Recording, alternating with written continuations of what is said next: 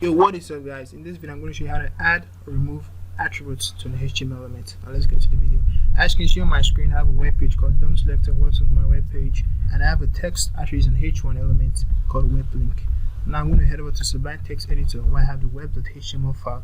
As you can see, I created a h1 tag which has a link, an a tag which has web link.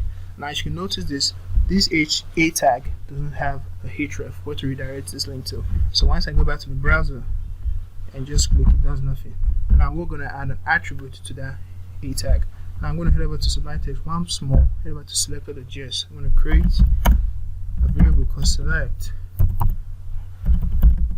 equals, or use a document dot query selector selector. So what we're going to get, I'm actually going to get the a tag itself. I'm going to put the a inside here. Now I'm going to do what we call add attribute to the a tag. I'm going to say select dot set. When you use the set, whenever you want to add attribute to HTML, you want to use the set attribute. What's the name attribute I want to add? href. Then what actually where you want to link to redirect to. So I'm actually going to put just google.com. Now I'm going to save this, head over to the browser, reload this page. You can see the web link now is highlighted, which actually means it's a link.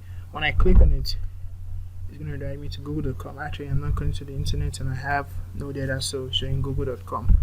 And there's no internet, that's why it's actually saying your file was not found. I'm going to head over back to the file or the HTML, and now I'm going to show you how to remove that attribute.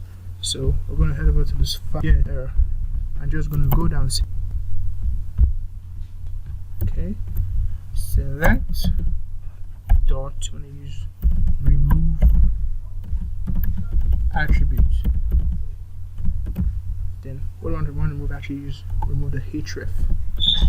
The href there. Then when you save this, I'm going to head over to the browser, reload this once more. Web link is not going to highlight it just because normal h1 text. So that's how you add attributes or remove attributes inside the HTML element.